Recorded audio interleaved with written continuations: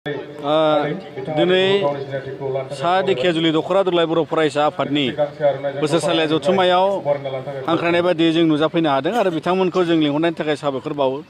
दा दिनै बेयाव जोंहा दुलाय बर' फरायसा आफादनिफ्राय माखासे मिथिहोनांगौ खौरां थायो, बेखौ लानानै जोङो दिनै फोरमायदों।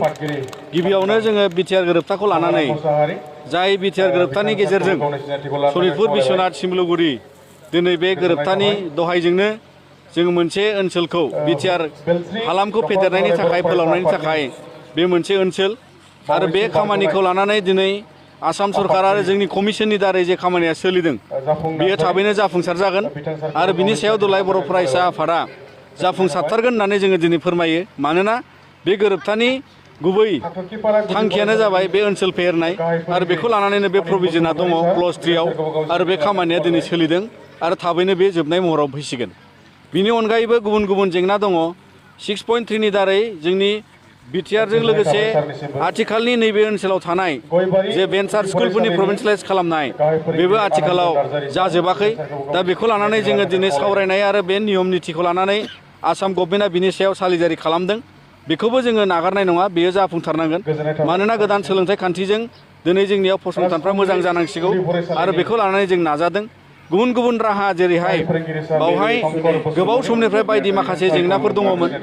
बिनि गेजेराव जोंनि बिटिआर रेकर्डनि सिगां मोननांगौ माखासे जोंहा मोन्थाय दङ, जेरै हा हुनि बेफोरखौ माखासे खामानि मावगासिनो दं, बेखौ जों बरायो। नाथाय जोंनि बावहाय गुबैयै रायजो जानाय आफा बिदा फंबायनि थाखाय जोंहा दिनै मोनसे खुंथाय गोहो लाबोनानै बिटिआर हालामाव सरजाबनानै मोनसे गोग्गो खुंथायजों लोगोसे बेवहाय जौगानाय लाबोनांगौनि थाखाय बिटिआर गोरोबथाया मोनसे बिराद गिदिर बिबान थाबाय। दा बेखायनो दुलाय बर' फरायसा आफादनि जानानै जोङो बे ओनसोलाव जोंनि सोलोंथाइ समाज बिथिं जौगाथायनि थाखाय दुलाय बर' फरायसा आफादा दख'रानिफ्राय आरो रायजोनि मददजों रायजोनि हास्थायनाय बायदि गोबां खामानि मावनो हागोन होननानै जों मिजिंथियो आरो बेखायनो जोङो नैबे समाव बेखिनि बाथ्राखौ रायजो आइ आफा बिदा फंबायनि सिगाङाव जों खावलायगोन जे जोंनि गासै दुलाय बर' फरायसा आफादनि जे खामानिफोर दङ बियो मोजाङै मावजागासिनो दं आरो जोङो बिसेसके गासै समाजनि जेंनाखौ जों जेबो एरायनो सेस्था खालामाखै। मानोना समाजनि जेंना थानायसिमावनो दिनै जों समाधाननि लामा बर'नो थाखाय दुलाय बर' फरायसा आफादनि जोनोम।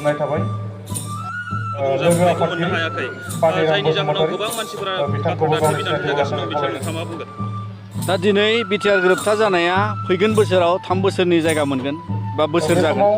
दा बिनि सिगां जोङो मिथिगौ 2020आव बोसोरसे गोबां खामानि जायासै, 2021नि खावसे बोसोराबो जायाखै।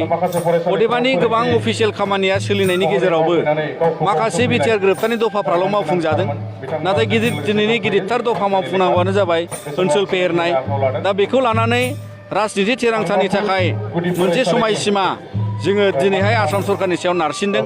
मानोना बे जाथारनांगौ आरो बेखौ जायाबा जोंनि एकर्ड गोरोबथानि थाखाय दिनै दुलाय बर' फरायसा आफादा जोङो नारा नाथा जेरैखि जाया जों नाजालांगोन। दा बेखायनो जिखिनि सम लादों बिनि आरोबाव सम लानांला, बेखौबो जों आसाम सरकारखौ बुंदों, भारत सरकारखौ बुंदों। मानोना बिटिआर गोरोबथानि थाखाय जथेस्थ' सम मोनबाय। जोङो दिनै ओनसोल फेहेरनांगौनि थाखाय जि फारिलाइ लानाय, जि हिसाब लानाय बे जथेस्थ' दिनै गासिबो थिग जाखाजोब्बाय आरो ओंखायनो बेखौ लानानै थाबैनो बिनि फिथाइखौ जों मोनगोन होननानै आसा खालामो। दासिमाव बेसेबांसो जौखोन्दो आवगायखो होनना नोंथाङा? जोङो बे खामानिखौ जौखोन्दो हिसाबै बुंनो हाया।